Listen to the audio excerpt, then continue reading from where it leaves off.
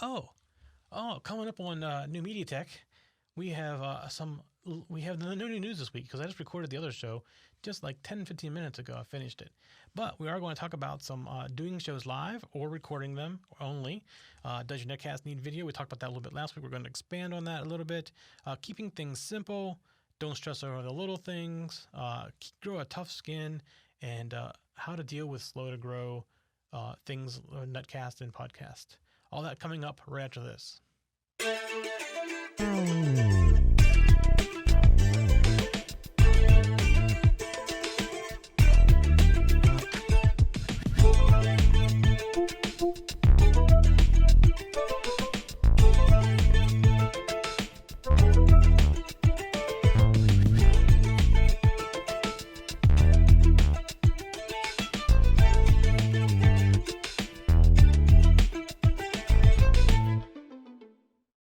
All right, it's time for another episode of New Media Tech. This is episode number 6, and this week is going to be a rather quick week. Show is pre-recorded because when this show is released, I'm actually going to be out of town and won't be around to release it on Monday, or record it on Monday. So I'm actually going to pre-record it, which I'm doing right now, and coming up, or 1 week closer to the NAB show. The NAB show is coming up. I can't wait to see what comes out of it. And unfortunately, I'm not going to NAB. So all you NABers, while you're at NAB, I'm going to be on vacation. So, all right. So some of our subjects this week. Remember what I said last time? Don't be perfect. So I won't cut that out. You're going to see me stutter on my words. That's just part of being who I am, being part of the show. We do not over-edit our shows. It's just part of making it feel natural. All right. So we mentioned last week about live. Do you do it live or do you record it?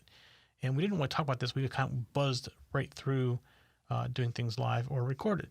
And so I have it down here live or Memorex. Those of you that are a little bit older will remember what that is. But I'm going to recommend Memorex.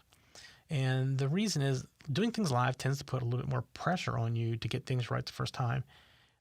Even if I don't recommend you make any changes. You left the mistakes in there. But in your mind, you're thinking like, I'm looking like an idiot in front of people sometimes if you think you're broadcasting it live. Even if you don't have anybody necessarily watching you while you do it, it just tends to be the case. So I definitely recommend recording it. And the whole thing is, I don't recommend you going back and deleting it. But if you think it's bad enough, you have the option to go back and delete it. And you can mess with it, edit it a little bit until you start feeling more comfortable in front of the microphone. Getting in front of one of these is very difficult for some people. It's even more difficult to get in front of one of those cameras right there in front of me, and but it gets easier. It does tend to get a lot easier. They become your friends very quickly. So I definitely recommend you just record it first, and maybe you want to record your first show as a demo show. You don't want to do it as a live show necessarily. It's definitely a possibility as well. And the thing about going back and playing it back, first of all, if you're doing it live, you still want to record it.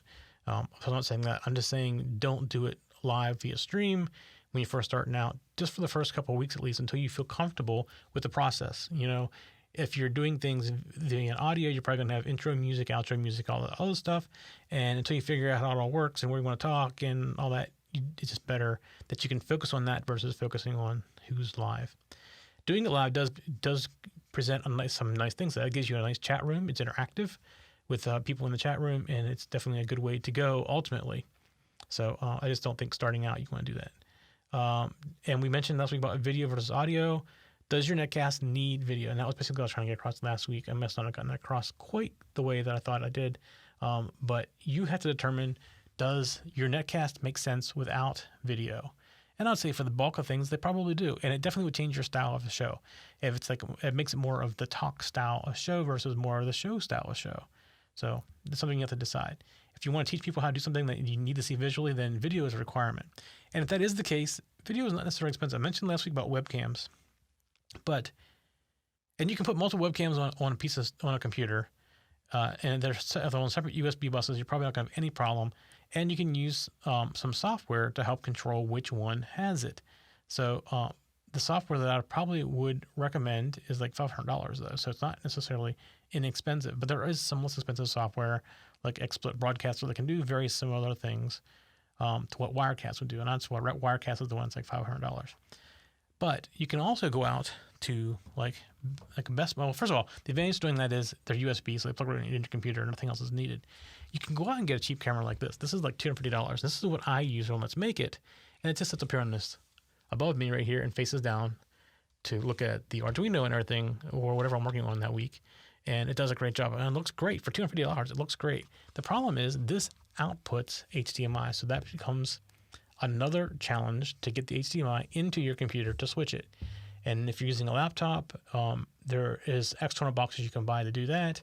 But there's costs involved with that as well. So those costs start adding up. And you can get up quickly to more than $500. Now, what I use to get from this camera into the switcher is a Blackmagic HDMI to SDI, which is like $250 to $300 to buy. So that's in addition to the camera, just to get it into the switcher. So it's something to consider. If you can just take a webcam and just face it down and find some way to mount it above, or if you're doing a two-person type interview where one's on you and one's on the person across from you, just turn them opposite directions. Use XSplit Broadcaster, which I think is like $60 is one of the options that you have. Or you can go, the whole way to Wirecast, and that's like another $400. And there's a couple of ones out there too that we'll talk about when we get to the software portion. But that's just one of your options you have if you think video is important in your show. All right. As I mentioned in the beginning, don't stress over the little stuff, which is why I said live is not a good thing. The mistakes you made, like I made mistakes in the beginning of the show, I won't cut them out. That's just the way I am. And that's just me. That makes me who I am, and I don't want to change who I am. So we're just going to do that. However, that being said, sometimes you have to grow a tough skin. I can say so far I've been lucky that I haven't gotten a lot of really bad comments that really rub me the wrong way, but I typically want rough comments to tell me what I need to fix. So if you ask somebody for what they think, be prepared for them to give you the honest answer, because if they're going to sugarcoat it, they're not going to help you. You want to know how bad or how good it really is. So that's just part of the tough skin part. Just don't let it go.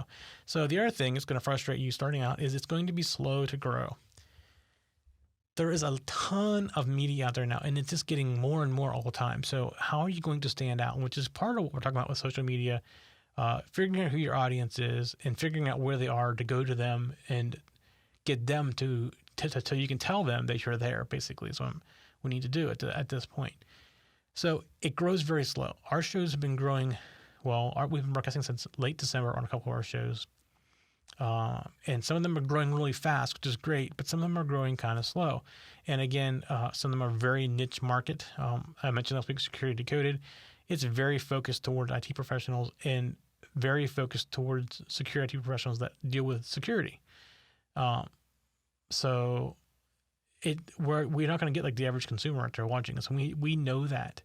And we know that going into it. There are some things like Security 101 we think should be every person should be listening to Security 101 to give security tips on how to protect yourself on the internet, things like that, how to protect yourself on your cell phone, all that stuff we're talking about in Security 101. It applies to everyone, but it doesn't reach everyone. I mean, I know so many people who don't even think about security on their phone, and I wish they would think about it. It would solve a lot of problems.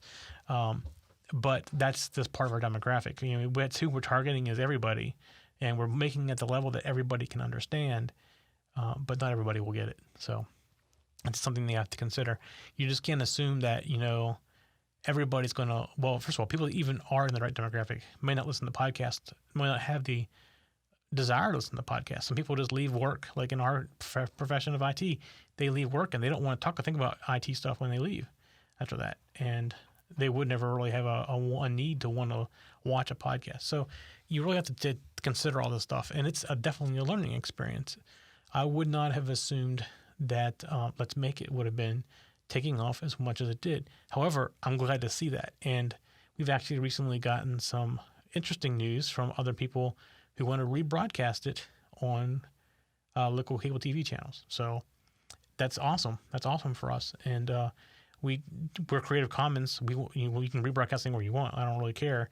You're welcome to do that. That's just part of figuring out where your audience is. And that's something I never would have guessed, is that particular market, like a school and things like that. I thought it was more like a hobbyist type thing. So it's one of those things trying to figure it out. But it started out with slow to grow. Be ready for it to grow slow, and don't get frustrated by growing slowly. The best thing you can do is distribute it around to friends that you trust, and that you ask them, if you know somebody that's like interested in this, please let them know, share it with them. That's the best way to get the word of mouth around, and then it'll start growing over time. iTunes is probably the biggest and best distribution, but you got to stand out there, and it's very hard to stand out in iTunes. Last week's show, I asked that people go out and they rate us and make comments in iTunes, and the reason for that is if you have no ratings and no comments, you're not going to be seen in iTunes. If somebody searches for you, you're going to not even see you. You have to be, have some ratings and decent ratings of that to get up in there, especially depending on how many people are in what you're talking about. Like if you go search for Arduino, we're up in the Arduino, probably in the first page of the Arduino. We got some good ratings out there. But if you go look for Idol, just the word Idol, and you see a lot of other American Idol stuff out there, we weren't even in the list. So we've asked the viewers of American Idol or the Idol Fancast to go out and rate us. Now I'm kind of curious to see what happens as far as where we fall in the list. So this is like an experiment for us to figure that out. The same thing goes with YouTube and Stitcher. They both work exactly the same way. So you need to get into the communities of users that would be interested in your particular subject and try to get them to help you get into where you can get found by other people that are interested in the same thing as well. The one thing I wanted to mention last week that I totally forgot about is if you're going to start getting into internet broadcasting, there's actually an organization for internet broadcasters or association for internet broadcasters, and it's free to join too. It's the IAIB, the International Association of Internet Broadcasters, and I think it's ibroadcast.org. Let me just check that to be sure. iBroadcastNetwork.org is what it is. Now, let me go check this to make sure.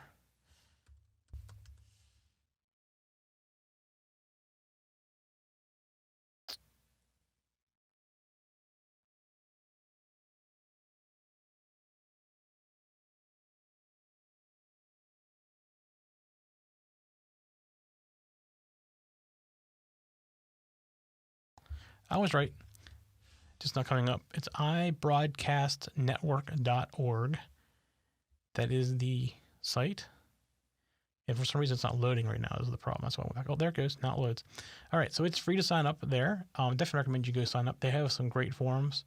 They're, I think they're kind of in the early stages of the forums. They're not like a super busy forum, but there's great stuff in the forums. So you get to meet people that way.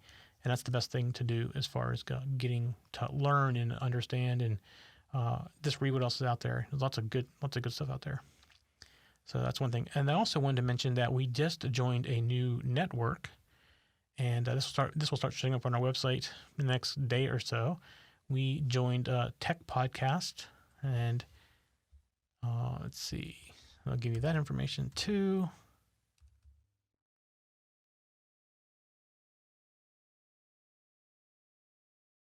It's techpodcast.com. It's the Tech Podcast Network.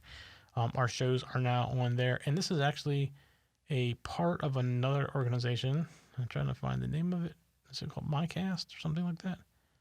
Raw Voice. And it's a directory of podcasts.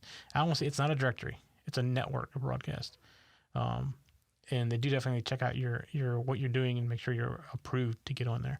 If you get approved, though, that's an easy way to get on a Roku. And we had to write our own Roku app. But we are also on techpodcast.com's Roku app as well. So you can find us both places in there.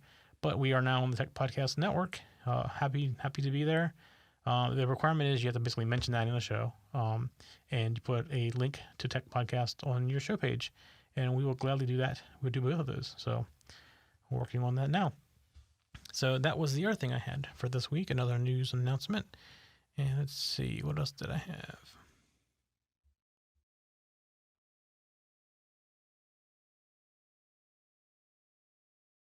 I think that's pretty much it. I'm going to start the 101 course recording this weekend, hopefully. As I mentioned before, I mentioned that last week's show because I recorded that just like 10 minutes before this show. So this weekend I hope to start recording the 101 course stuff. And the next show can maybe get the first 101 video in the episode as well. And I am still looking for a co-host. I have not, as of right now, gotten anyone that was really interested in it yet. But if you know of somebody that is, or if you are, just let me know and we'll we'll talk and see what we can do. And when I get that co-host, and I'll pick a night or a day and time for the show, we'll turn the show into a live show so that we can get the chat room up and running. All right. Like I said, this week was going to be a very, very quick one. Didn't have a lot to talk about this week, considering I just talked about the news about half hour ago in the previous week's show. So while you're watching this, I'm actually out on vacation. So have a good week, and we'll be back next week. And maybe I'll get some video while I'm on vacation and maybe do a remote show of some kind or something. I don't know. I haven't decided what I'm going to do yet while I'm gone. So there's a possibility for that as well. All right, that's it. Have a great week. We'll see you next week.